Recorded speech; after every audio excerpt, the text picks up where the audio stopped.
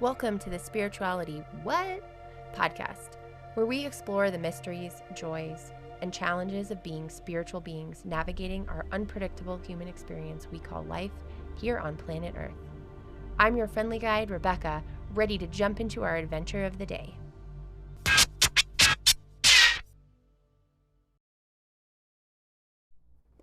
Hello, my spiritual humans. It's Wednesday. Welcome back to the Spirituality What? Podcast. I'm Rebecca. We are here today for part 2 with James of Spiritual Journeys, Insights from the Ojibwe Tradition. Today we are going to talk a little bit more about specific Ojibwe spiritual traditions and the 4 medicines. We're also going to touch on the awe-inspiring spiritual renaissance across the nations, the great law, love, humility, and a couple of really other fun things. So thank you so much for joining us today. Wanted to also say today we've got some new things up on the merch for our Spiritual Gangsta and Spiritual as Fuck merch. So check out the website, spiritualitywhat.com. Go to the About page, and that is where the merch link is. All of the merch there is live. It's cool, designed by yours truly. Tell all your friends, and we're going to get into the conversation with James now. Wow.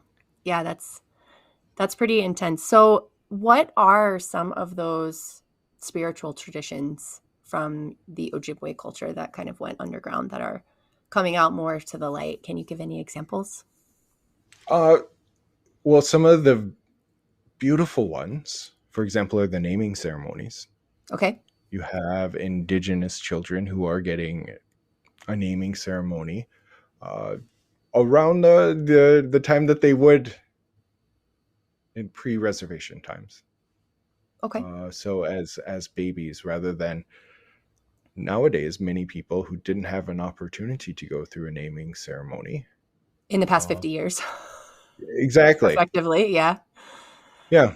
Well, I mean, these laws are passed in the late 1880s, 1890s. So Wow. it's been even longer than that. Yeah.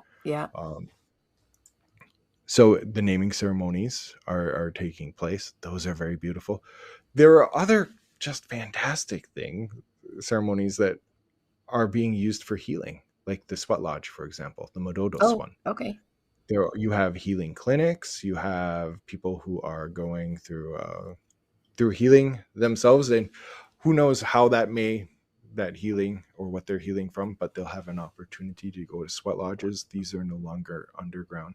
There is, of course, pipe ceremonies.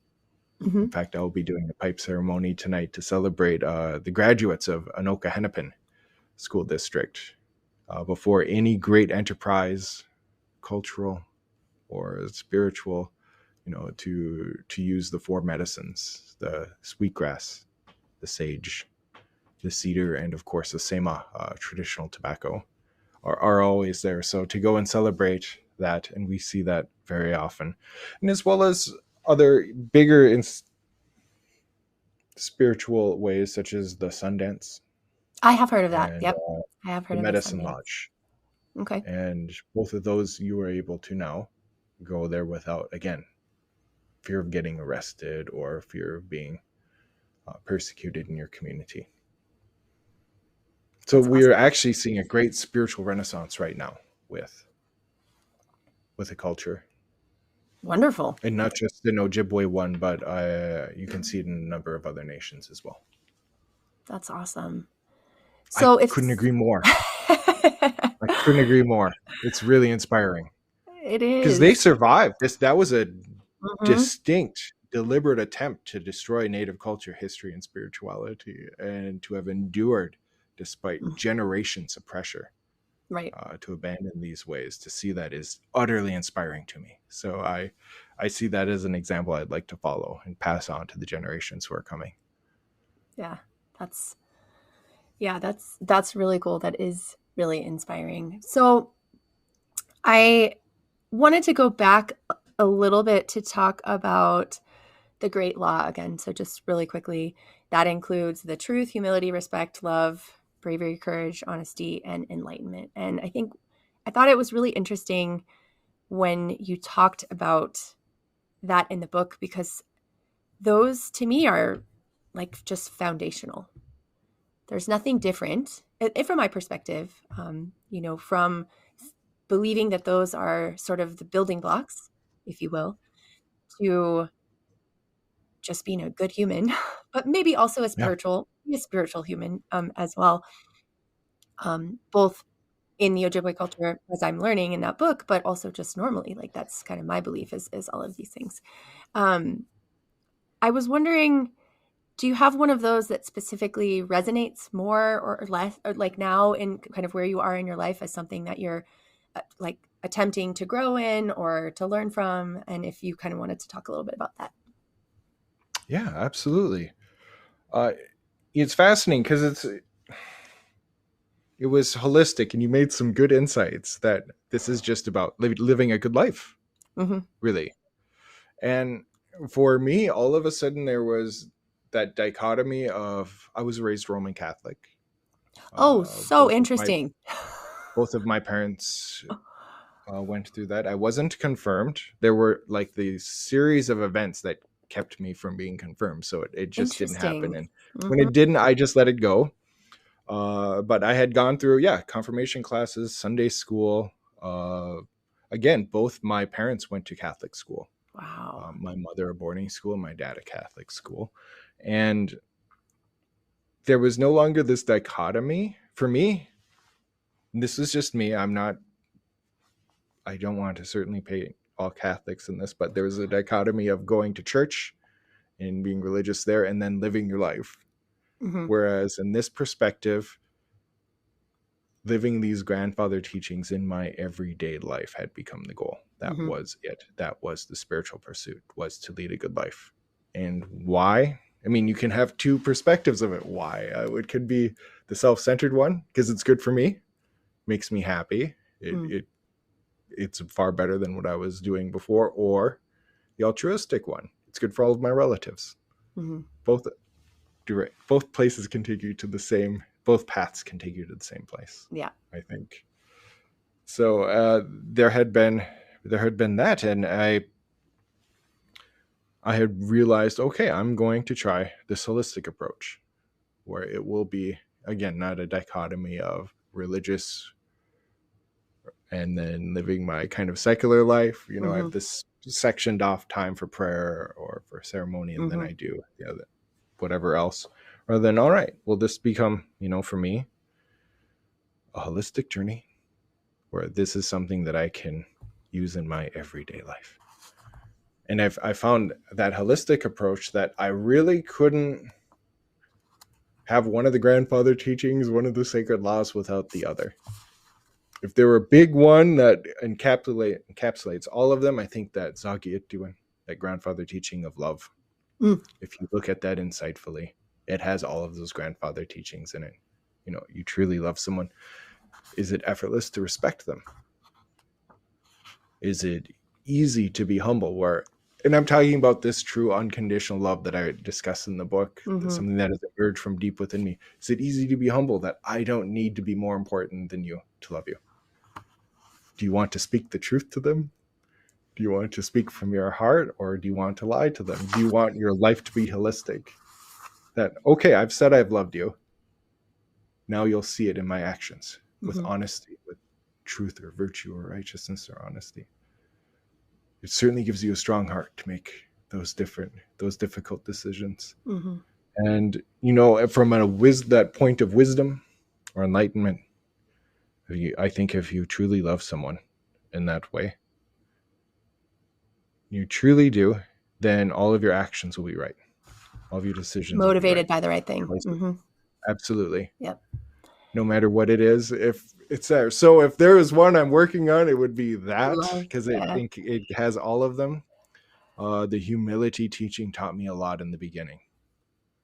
Oh, it was such a weight to be lifted off, because I had, again, you're professional, personal pursuits.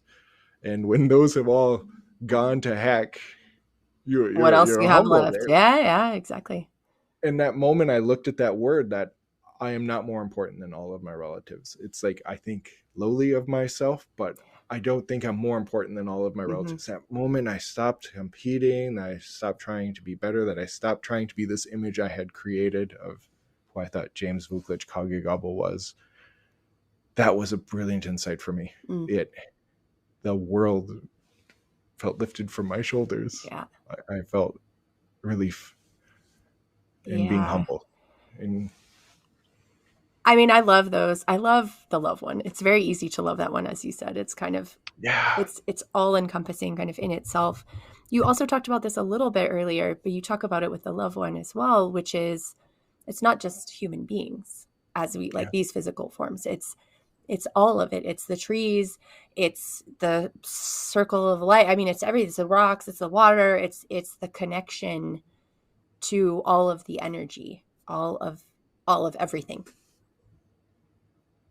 And in the relationship, that idea of relationship in indigenous cultures, and I use Ojibwe in this particular, it is the relationship that makes them relatives.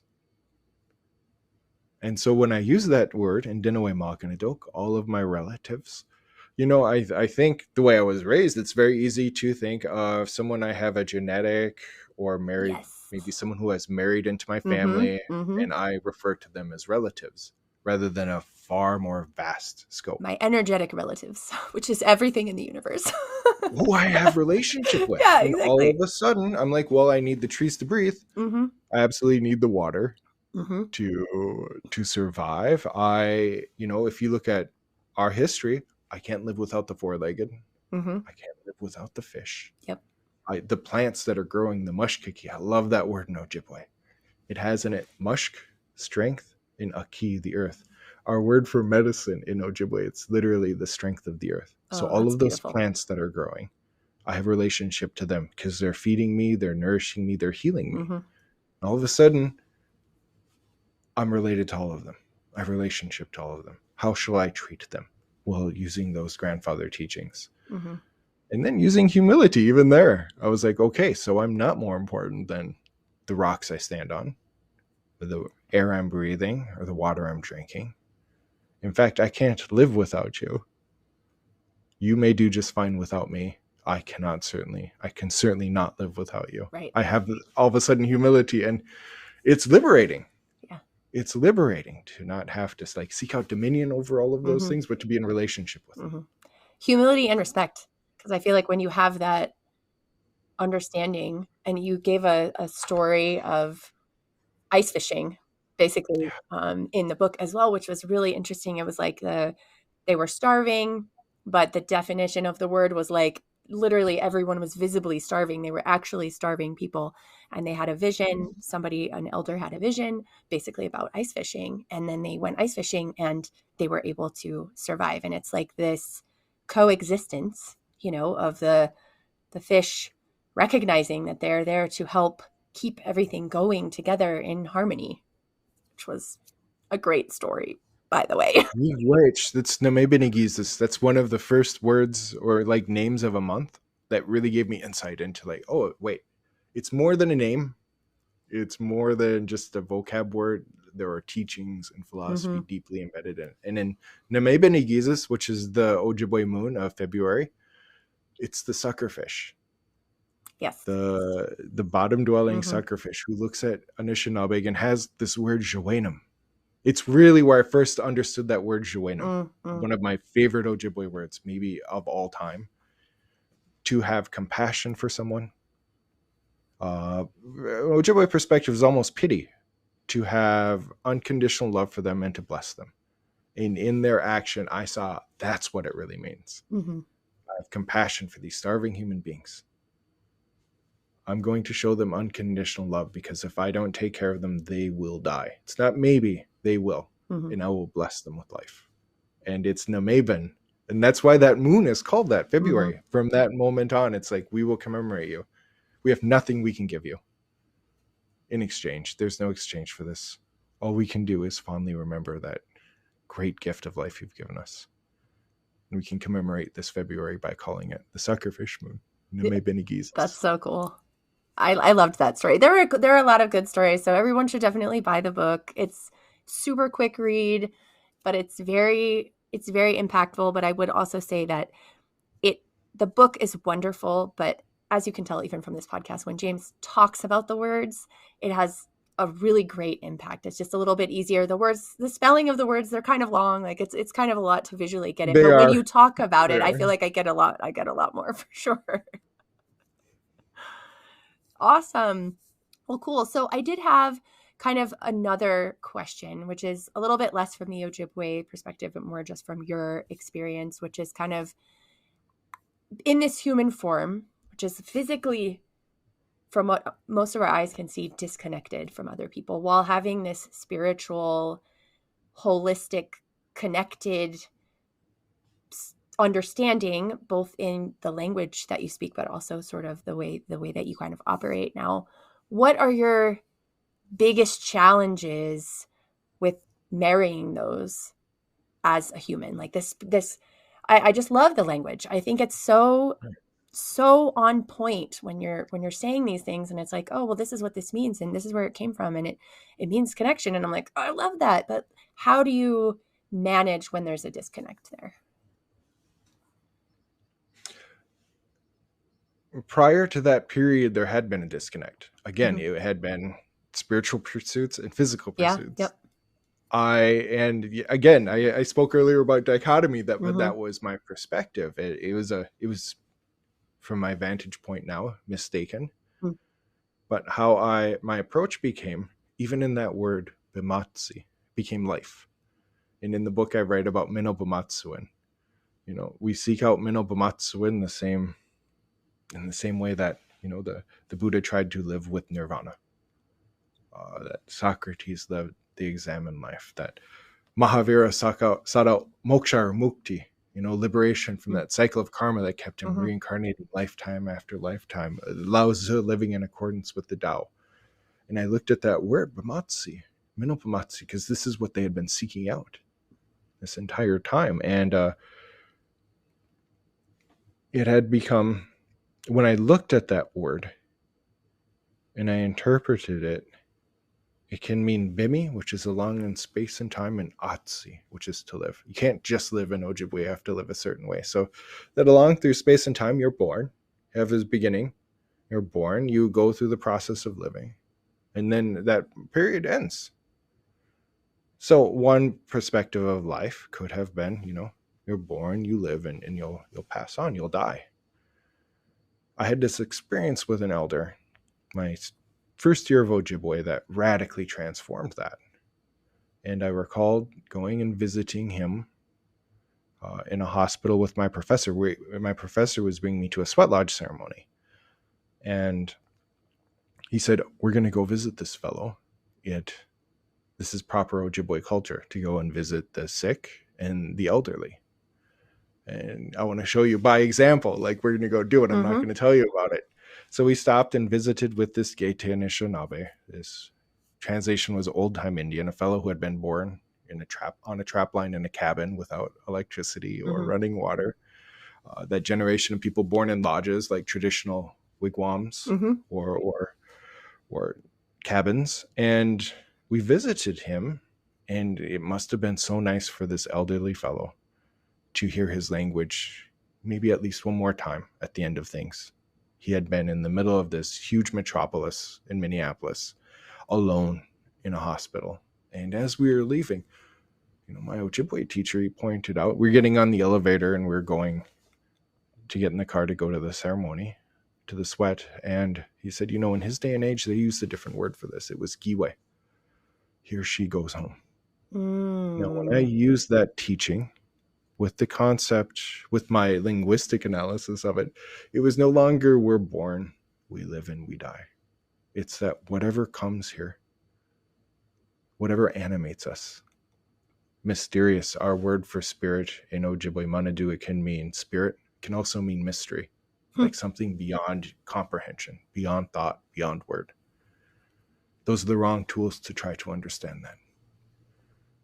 It had become that whatever animates us comes here, is born, has a human experience, and then passes away.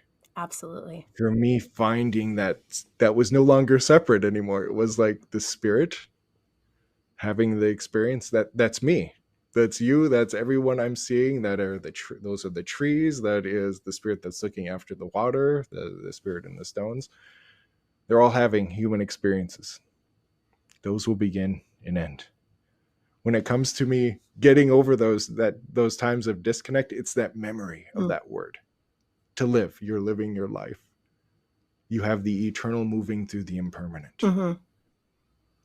And that's how I get over that. It's that reminder from the language that, okay, you can get hung up, and you obviously will. You're a human being. Yeah. That's part of the experience. There's baggage that comes with being that. Yeah, exactly. Absolutely. Exactly. And when you do get bogged down with that, remember that you are a spirit having a human experience. Mm-hmm. And so that's been my personal approach to bridging that divide. Yeah. Just that kind of regular reminder. I love that. I mean, of course, that's what I subscribe to 100% as well. So I'm completely on board, and I love the interpretation of going home. Yeah. I think that's so, based on all the reading that I've done just over the last couple of years, it just seems we take a moment in time, if you will, like to be disconnected from our true selves, our higher selves, our oneness, kind of whatever you want to call that, to be in these bodies, to learn the things that we need to learn, to have the experiences, the lessons, whatever it is. And then we go back to that. And then we choose to come back, I guess, if we want to. And if I believe in reincarnation, so I think if others do, we choose to kind of come back and have new experiences and try new things. But then we always go back home, which is perfect. Cool. All right. So this has been a great conversation. I've had a really wonderful time. I've just got two kind of final questions for you. And so the first one is, what is one tip about living as a spiritual being in this human existence that you would like to share with the listeners, other than to go read your book?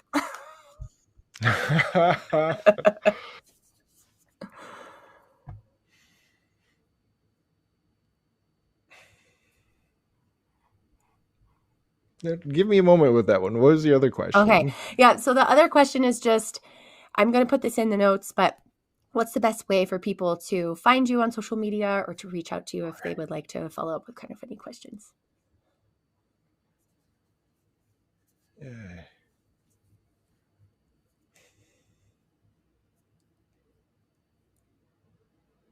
That's such a good question.